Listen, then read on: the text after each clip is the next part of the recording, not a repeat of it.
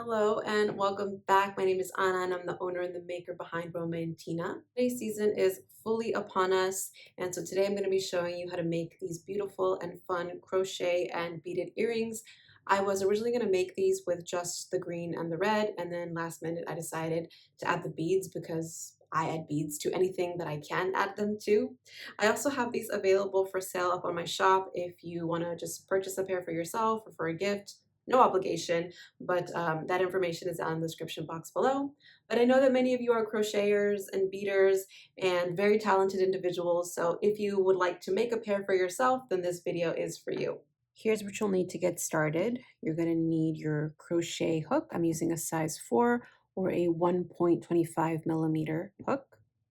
Gauge is not super important for this project. It really depends on how big or small you want your earrings.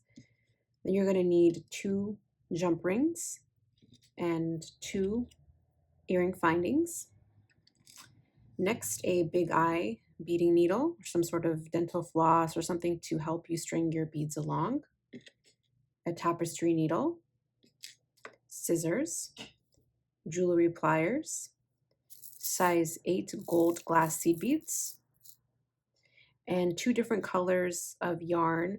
For my emerald green, I used size 5 embroidery floss, and for the red, I used size 10 crochet thread.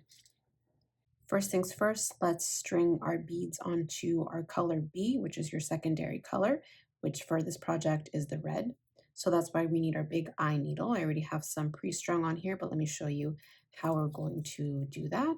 You want some sort of beading mat or something like a cloth, just so that your beads don't fly everywhere.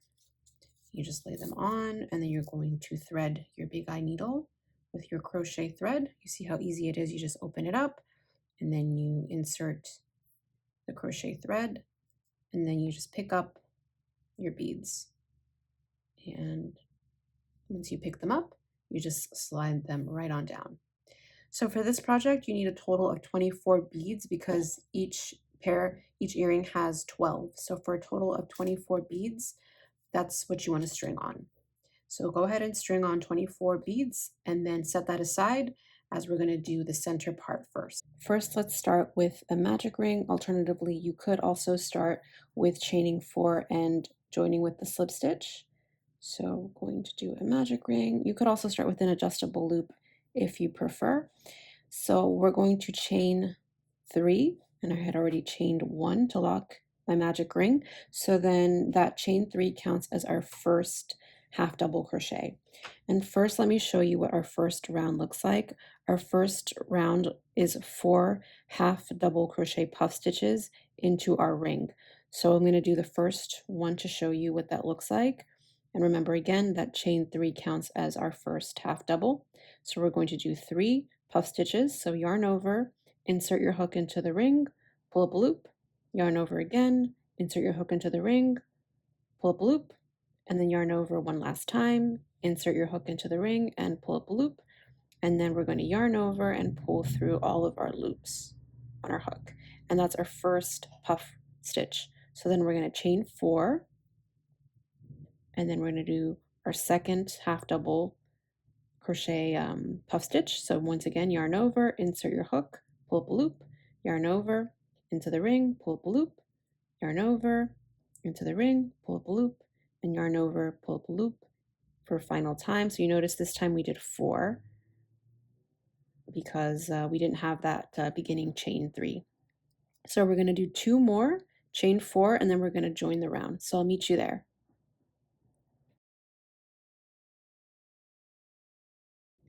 So now we're at the end of our last puff stitch that we made. So I chained 4, and we're going to slip stitch to the top of our chain 3 beginning chain, which counts as our first half double. So you want to find that first chain, that last chain, insert your hook, yarn over, and slip through. Just pull that loop through and then pull it through. And then that is our first round made. Our second round, we're going to chain 1, insert our hook back into the same stitch, and we're going to do a single crochet. All right, so that is the beginning of our second round. And for our second round, we're going to do double crochets in each of the chain 4 spaces that we made. So the first one, we're going to do 7 double crochets. So there's 1, 2, 3, 4, 5, 6, and 7. 7 double crochets made, and now we're going to single crochet at the top of our puff stitch. So insert your hook into the top of that puff stitch and do your single crochet. And that's your repeat for this round. You're going to do 7 double crochets into the chain 4 spaces from the previous round and a single crochet at the top of your half puff stitch. So I will meet you at the end of this round, and just remember to double check your work before finishing the round. So I just finished my last set of 7 double crochets, so you should have something that looks like this. And then to complete this round, we are going to slip stitch into that beginning single crochet that we first made. So just go ahead and slip stitch, and then you're ready to fasten off. So to do that, you just snip off, I should say, the working yarn, and then pull it through. And you're all done with your emerald green or your color A for this round. So this is what we just completed, our centerpiece for our earring. Now the fun part where we add our color B and the beads. So to add our new color, we're going to add it right where we left off in our last round. So we're going to lay that tail flat, our loose thread, or tail flat I should say, and then we're going to bring our new color. And first I like to lay that tail flat and insert my hook. So we're inserting it into that slip stitch that we finished off our last round in. Lay that tail flat, and then we're going to, I make a little loop with my new color, and then I bring it through that stitch.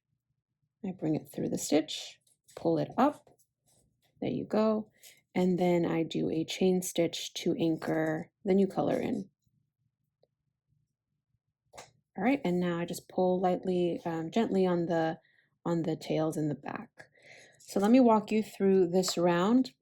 Here's the round where we add the beads in. So what we're going to do is we're going to do a series of V-stitches and single crochets, which are actually reverse beaded single crochets and one reverse chain stitch in the V-stitch, which will make sense when I start to actually show you. So to start, we're going to chain 5, and on our last chain 5, so our 5th chain, we're going to add the bead. So right now we did 1 chain to anchor it in, so we're going to do 4 more. So 1, so here's 2,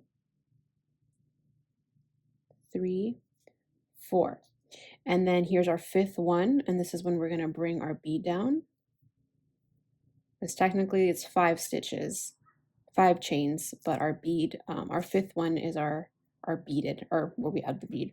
So you bring the bead down close to the hook, and then we're going to do a reverse chain stitch. So I pull up the loop gently, I hold on to the bead, and then I do a yarn under, and then I pull that loop through, and that requires some maneuvering of the hook. So I pull it through and kind of glide it in. As you can see, this is not the natural movement that it likes to go, so you kind of have to squeeze it in and then pull it up once you're in, and that locks that in place. And then you yarn over and insert your hook into the same stitch, and that creates our double crochet, which completes our V-stitch. And this is what it should look like. So that reverse chain stitch brings our bead to the front. And with the chain stitches, you could try to do a regular chain, but I found that it still tends to want to lean towards the back, and we want our beads to lay at the front. So again, you kind of still see the beads a little bit in the back, but I find doing these reverse stitches brings them more to the forefront, to the right side of the work, which is where we want them. So that's how we're going to do all of our V-stitches. And then the next round, the next portion of this round is the reverse beaded single crochet. So we're going to chain 3, 1, 2, 3, Let's bring some beads down. We're going to need one for now. And bring that again close to your hook. And then for this round, we're going to skip the first 2 double crochets in our 7 double crochets. Remember, we did 7 double crochets in our chain 4 space. We're going to skip the first 2 and do a reverse single crochet. So we're going to start with a yarn under instead of a yarn over, and this helps keep the bead in the front. And then we're going to skip the first 2 double crochets from the previous round, and then you're going to insert your hook into the next stitch from behind, making sure to go through both loops. It helps to turn your work slightly and then hold on to that bead. And then here's where things get a little interesting, so stay with me. Swing your hook around from the bottom and then over. So we are doing a yarn over. So from the bottom, move it to the right and then over. Catch the working yarn and you're going to pull it through from the front of the stitch and then twist your hook so that you pull that stitch through, the working yarn through, and then you're going to do a regular yarn over and pull through 2 loops. Let's do that again. Let's start by chaining 3 and then bring up a bead. Skip the next double crochet, do a yarn under, insert your hook into the next stitch from behind the work, making sure to go through both loops. Now swing your hook from the bottom and go over, pull it through the stitch from the front, twist your hook, and then yarn over and pull through 2. Okay, and that's how you do it. So let's do another round of this row together. And then when we're going to do our next V-stitch, we're actually going to chain 2 instead of 3. So chain 2, bring the bead down. No, I'm sorry. First, we're going to do a double crochet. Now we're not chaining. So double crochet into the single crochet from the previous round. And then we're going to do 1 regular chain stitch and then a reverse bead chain stitch. So bring that bead down, pull that loop up a bit, do a yarn under, and then pull that loop through. And that's our reverse bead crochet. And then we're going to complete this V-stitch with a double crochet into the same stitch. And then now we're ready to do our reverse bead single crochets again. You see how the bead sits nice in the center. So let's chain 3 and then bring a bead down, skip 2 double crochets, insert your hook from the back of the work, and then flip your hook and then bring it through the yarn to the front and push it up, and then yarn over, chain 3, bring a bead down, do a reverse single crochet, skip 1 stitch, come in through the back, do a yarn under from back to the front, push it through, oops. Easier to do when I'm not talking. There we go. I'm going to finish this round and then I'll meet you at the end so we can start our 5th and final round. All right, I just finished up all of my single crochets and my V-stitches.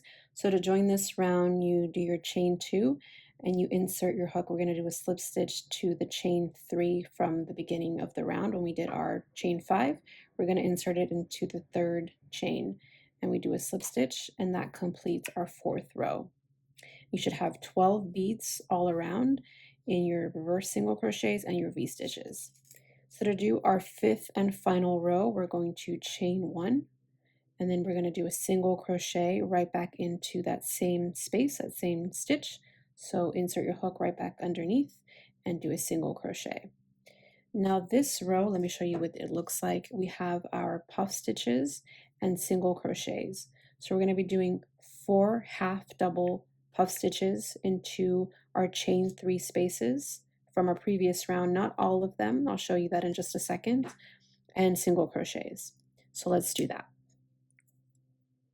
So after you do your single crochet, you're going to chain 3, 1, 2, 3, and then we're going to skip over the first chain 3 space that we made, and we're going to do our first half double puff stitch into the second chain 3 space that we made. So let's do that together. It's the same stitch that we use in our starting round.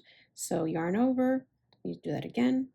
So yarn over, insert your hook into the chain space, pull up a loop, yarn over, insert your hook into the space, pull up a loop, yarn over, insert your hook into the space, and pull up a loop, and then yarn over and pull through all of the loops on your hook. And that's your first half double puff stitch. And then you're going to chain 3 and do another half double puff stitch with 3. So yarn over, insert your hook into the chain space, yarn over, insert your hook into the chain space, pull up a loop, yarn over, insert your hook into the chain space, and yarn over and pull through all of the loops on your hook. And then after the second half double puff stitch, you're going to chain 5, 2, 3, 4, 5, and then we're going to do 2 more half double puff stitches. So once again, yarn over, insert your hook into the stitch, and then yarn over, and you get the picture by now. So after we do 1, we're going to chain 3, and then once again, our last one for this chain space. All right. Sorry, the lighting is a little weird today. I'm using natural lighting, but it's all right, there we go. The sun is back. Okay, so then that's our first corner stitch, and then we are going to chain 3. Oops. 1, 2, 3. And then on top of our V-stitch bead, we're going to do our single crochet. So to do that, you see those 2 loops there, you're going to insert your hook into, and it helps to sort of start from the right, and then you're going to just move your hook. So this requires some maneuvering, but it's totally possible. So insert your hook, and then you just do a regular single crochet.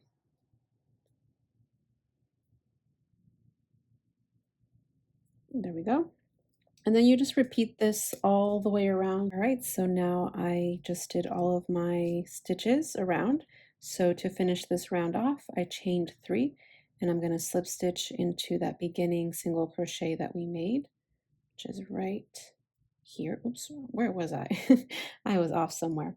So we're going to just go ahead and slip stitch into that stitch, and this is what you should have at the end. So this is technically worked in a square, but to get our diamond shape, we just flip it over. And there you go. Now to finish this off, we're not completely done, of course. We have to fasten it off and then weave in our ends. So to do that, you just take your tapestry needle and then you just weave in your ends a couple times. Just gonna weave it in through the back here. We're all done weaving everything in. Now this next step is optional, and that's to block your work. I always block my work. Technically, it already has some structure because the crochet thread is pretty thick and then the beads help to stabilize it, so you're not going to get a floppy piece. These are blocked, so there's not a huge difference, but I do notice that when you block it, these are both blocked, and this is when we just finished this one, so it's not blocked. There's a little bit more drape to it, but not loosely, because sometimes things tend to fold. If you did want to block your work, all you do is you spritz it with some water and then you pin it on some sort of foam board, and then because this is really thin work, it'll probably be dry in a few hours, if not overnight for sure, and then you're ready to do the final step, which is add the jump rings. So that's how you block it. All right, we're finally at the last step and turning our beautiful motif into an earring. We do that by taking our jump ring. I bought these years ago. These are already open, but oftentimes you'll find jump rings that are closed and you just want to open them up with your plier.